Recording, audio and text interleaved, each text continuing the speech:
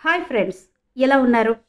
ఆ రోజు October 15, 1995 king of the స్కైస్గా పిలిచే డబుల్ డెక్కర్ లగ్జరీ విమానం 70 మంది ప్రయాణికులు సిబ్బందితో హవాయి నుంచి శాన్ ఫ్రాన్సిస్కోకు బయలుదేరింది. ప్రజలు తమ సీట్లలో హాయిగా కూర్చున్నారు. ఒకరు పుస్తకం చదువుకుంటున్నారు, మరొకరు కిటికీలో నుంచి పసిఫిక్ మహాసముద్రం వైపు చూస్తున్నారు. ఇంకొకరు తమ భవిష్యత్తు గురించి కలలు కంటున్నారు. అయితే ఇంతలో ఏం జరిగిందో తెలియదు, కానీ అప్పటి వరకు ఎంతో నిశ్శబ్దంగా ఉన్న విమానంలో అకస్మాత్తుగా కొన్ని అరుపులు వినిపించాయి. అది ఒకరిద్దరు కాదు, ఏకంగా 4 ముసుగులు ధరించిన వ్యక్తులు తమ సీట్ల నుంచి లేచారు. వారి చేతిలో ఆయుధాలున్నాయి. వారు విమానాన్ని హైజాక్ చేశారు. అక్కడ ఉన్న వాళ్ళకి అది అర్థమైంది. పిల్లల రోదనలు, పెద్దల భయాందోళనలు విమానమంతటా ప్రతిధ్వనించాయి. ఈ వార్త ఏటీసీకి చేరగానే ఒక్కసారిగా అక్కడ కలకలం రేగింది. రెస్క్యూ మిషన్ కోసం సన్నాహాలు ప్రారంభమయ్యాయి.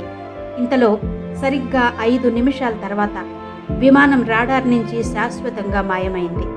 దీనికి కారణం హైజాకర్లు విమానం లొకేషన్ సిస్టమ్ను ఆఫ్ చేయడమే. కానీ అసలు ప్రమాదం వేరే ఉంది. అది మనుషులు కూడా నియంత్రించలేని ముప్పు. పసిఫిక్ మహాసముద్రంలో అతిపెద్ద, అత్యంత ప్రమాదకరమైన తుఫాన్ టైఫూన్ ముఖద్వారంలోకి విమానం నేరుగా వెళ్లిపోయింది. భయంకరమైన గాలులు విమానాన్ని ఒక్కసారిగా విసిరి పడేశాయి. పైలట్ తన సర్వశక్తులు ఒడ్డి విమానాన్ని కుదురుగా ఉంచడానికి ప్రయత్నించాడు. అయితే ఆ తర్వాత 2 గంటల పాటు విమానం నియంత్రణ కోల్పోయింది. ప్రకృతి ఆడిన విలయ తాండవం 2 గంటల పాటు సాగింది. ఆ తర్వాత విమానంలోని ఒక ఇంజన్ ఫెయిల్ అయింది. ఆ తర్వాత కొద్దిసేపటికే రెండో ఇంజన్ కూడా విఫలమైందని పైలట్ అక్కడ ఉన్న వాళ్లకు తెలిపారు. విమానం ఒక్కసారిగా నియంత్రణ కోల్పోయి వేగంగా సముద్రంలోకి దూసుకుని వెళ్లిపోతుంది, ఒక అగ్నిగోళంలా.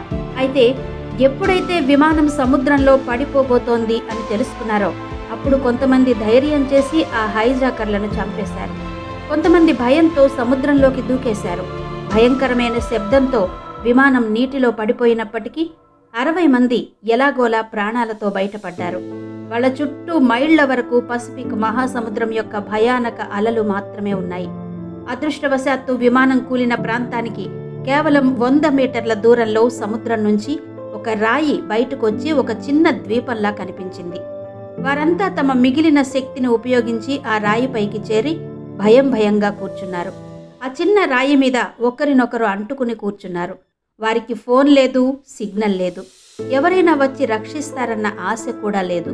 విమాన శిథిలాలు ఆ లోతైన నీటిలో మునిగిపోయాయి. అప్పుడు ఒక ప్రయాణికుడు తన బ్యాగులో నుంచి వణుకుతున్న చేతులతో బైనాక్యులర్స్ బయటకు తీసి అక్కడ చూశాడు.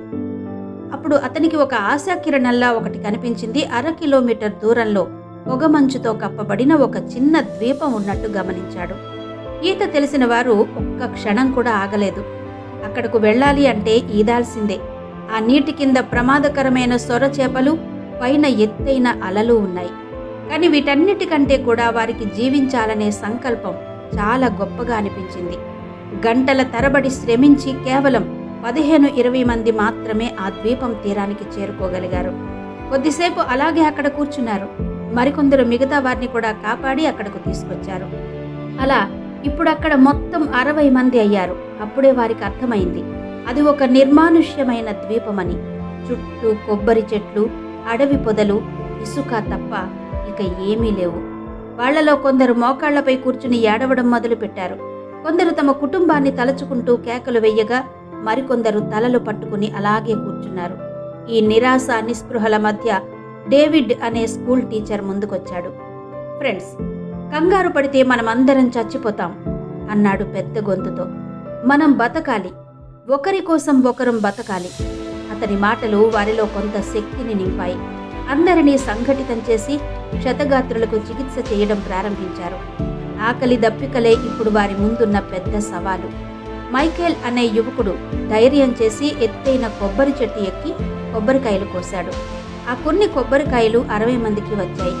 అవి కొబ్బరికాయలు మాత్రమే కాదు, వారి శక్తికి అవి బాగా పనికొచ్చాయి. రాళ్ల గుంతల్లో వర్షపు నీటిని సేకరించి తాగడం మొదలుపెట్టారు. డేవిడ్ అందరినీ చిన్న బృందాలుగా విభజించాడు. ద్వీపంలో తినదగిన పండ్లు లేదా వేర్లను కనుగొనే పనిని ఒక బృందం తీసుకుంది. వేరే బృందానికి షెల్టర్ నిర్మించే పని అప్పచెప్పారు. మరికొంతమంది పదునైన కొమ్ములతో ఈటలు తయారు చేసి సముద్ర తీరంలో గంటల తరబడి నిలబడి చేపలు పట్టేందుకు ప్రయత్నించారు. అనేక విఫల ప్రయత్నాల తర్వాత వారిలో ఒకతను ఒక చేపను పట్టాడు. ఆ రోజు ఆ చేపను మంట మీద ఉడికించి తిన్నారు. ఇది వారి మొదటి విజయం. ఇప్పుడు ఇదే తమ జీవితమని, ఇక్కడ ప్రతిదీ పంచుకోవాలని ఆ క్షణం అతనికి నేర్పింది. ఫ్రెండ్స్, కథలో తర్వాత ఏం జరిగిందో తెలుసుకోవడానికి ముందు ఒక చిన్న రిక్వెస్ట్.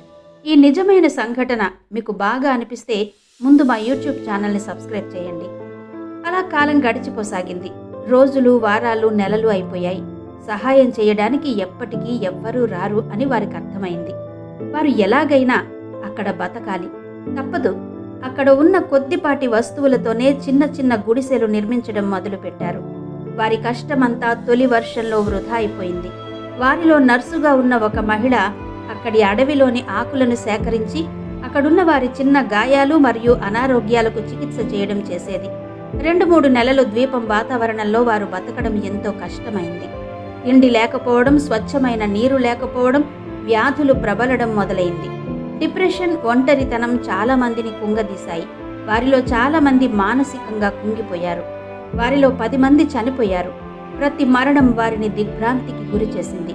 తమ సహచరుడిని తమ చేతులతో ఇసుకలో పాతిపెట్టి నిస్సహాయంగా ఏడ్చేవారు. ఇప్పుడు 60 మంది కాస్త 50 మంది అయ్యారు. అయితే వీరి గురించి అక్కడి ప్రభుత్వం నెలల తరబడి గాలింపు చర్యలు చేపట్టినా ఇంతకీ ఆచూకీ మాత్రం లభించకపోవడంతో ప్రభుత్వం వారు అందరూ మృతి చెందినట్టు ప్రకటించారు. వారి కుటుంబాలకు సంతాప సభలు నిర్వహించారు. వారి పేర్లను పత్రికల్లో ముద్రించారు. ప్రపంచానికి ఆ 77 మందిని పసిఫిక్ మహాసముద్రంలో చనిపోయినట్టు అనుకున్నారు. అయితే తమను కాపాడడానికి ఎవరైనా వస్తారనే ఆశతో ఉన్న ఆ 50 మంది ప్రతిరోజు ఎదురు చూసేవారు. అలా 2 ఏళ్లు గడిచాయి. వారు ఆ వాతావరణంలోనే జీవించడం నేర్చుకున్నారు. అయితే ఆ నిర్మానుష్య ద్వీపంలో ఒక అద్భుతం జరిగింది. ఓ మహిళ ఆరోగ్యకరమైన బిడ్డకు జన్మనిచ్చింది. చిన్నారి మొదటి ఏడుపు మొత్తం ద్వీపం వాతావరణాన్ని మార్చేసింది. చావు, నిస్పృహలు మాత్రమే ఉన్న చోట కొత్త జీవనం యొక్క శబ్దం మారుమోగింది.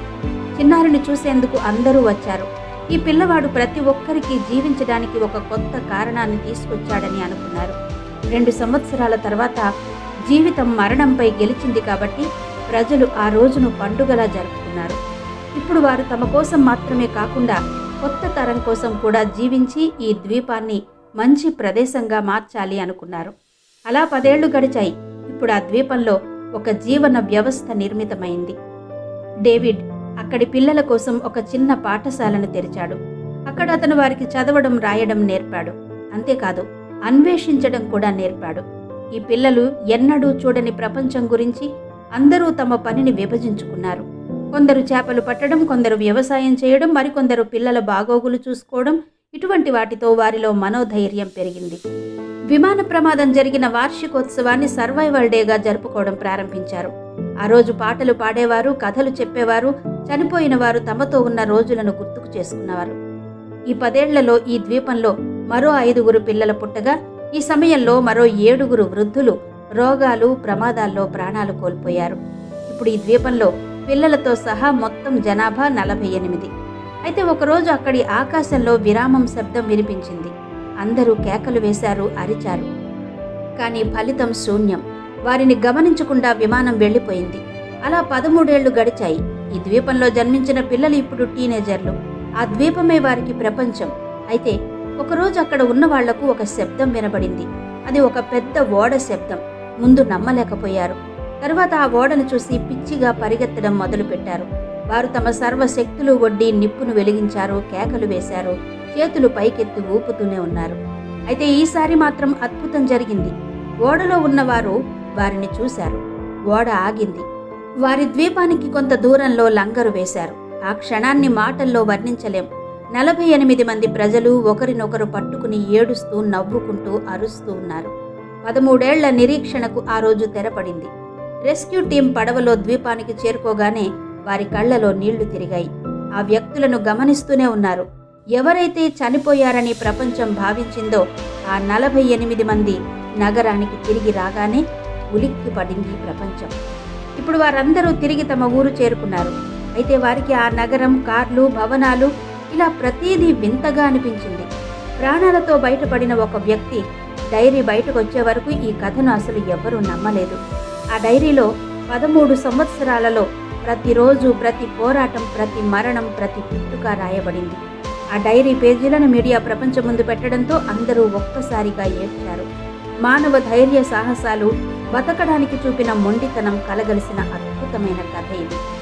The last survivors of flight 6 13 years on the island పేరుతో ఒక పుస్తకం కూడా రాశారు. ఒక చిన్న ఆశాకిరణం కూడా చీకటిని చీల్చగలదని, ప్రతి కష్టం కంటే మనిషి ధైర్యం గొప్పదని ఈ కథ ఇప్పటికీ మనకు చెబుతుంది. ఫ్రెండ్స్, ఈ కథ మీకు ఎలా అనిపించింది? మీ సమాధానాల్ని కమెంట్ బాక్స్లో చెప్పడం మాత్రం మర్చిపోవద్దు. మా ఈ వీడియోని లైక్ చేసి షేర్ చేయడం కూడా మర్చిపోవద్దు.